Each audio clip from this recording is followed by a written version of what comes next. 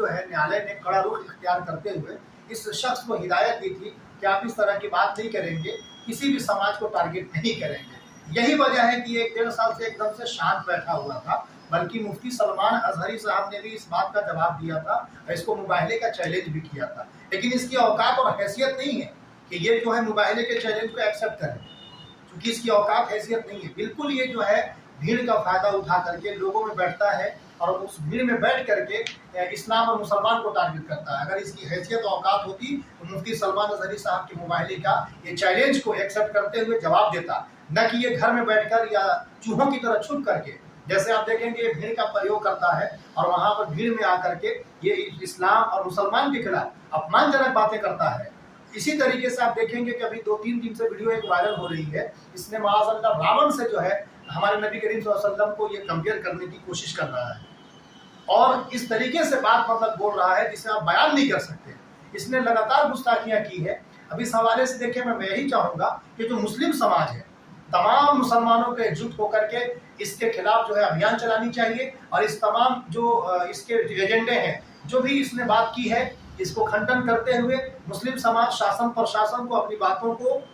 ज्ञापन पत्र के जरिए से अवगत कराए और इसके खिलाफ लीगली एक्शन ले और साथ ही साथ पूरे समाज जो है, मुस्लिम समाज खासकर जागरूक हो और ऐसे तत्वों को सबक सिखाने के लिए एकजुटता मुहिम बहुत जरूरी है। क्योंकि लगातार जो है इसके द्वारा आप देखेंगे पूर्व में भी इसने कई सारी ऐसी बातें कही थी जिसको लेकर के मुस्लिम समाज कहीं ना कहीं बहुत ज्यादा आहत हुए थे। इस वजह से कई जगह इसके खिलाफ पहले भी आवेदन दिया गया, FIR दर्ज कराया गया, लेकिन कुछ ज्यादा इस पर कार्रवाई नहीं हुई थी। बहरहाल फिर भी न्यायालय ने इसको जो है सूचित किया था और इसको बताया था कि आप जो है इस तरह का बात नहीं करेंगे, देश को तोड़ने वाली बात या किसी भी समाज को आप टारगेट नहीं करेंगे। लेकिन ये जो है फिर जो है इस तरह की हरकत कर रहा है और कहीं ना कहीं ये न्यायालय के विरुद्ध जाकर के मुस्लिम समाज को टारगेट कर रहा है, हमारे पैगंबर मोहम्मद सल्लल्लाहु अलैहि वसल्लम की शान में गुस्ताखियां कर रहा है। तो हम कतई जो है इसकी बात को बर्दाश्त नहीं करेंगे। हम कड़ी निंदा करते हैं मुस्लिम समाज की तरफ से और इस तरह के जो असामाजिक तत्व हैं, खास करके यकीन और सियानत जैसे लोग जो कहीं ना कहीं गुस्ताखी भरा बात को कह के इस्लाम को टारगेट करके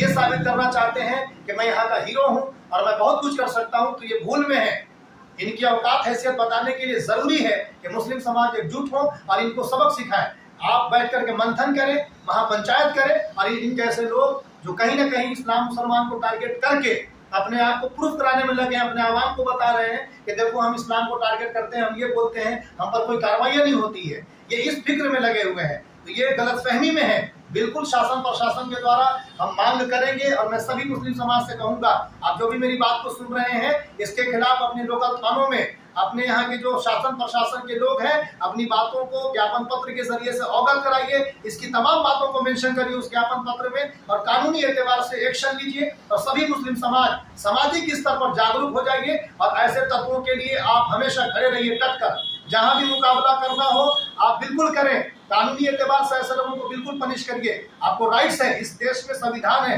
जब तक कानून व्यवस्था है ऐसे लोगों को बख्शा नहीं जाएगा। हम बिल्कुल किसी प्रकार का समझौता नहीं करेंगे।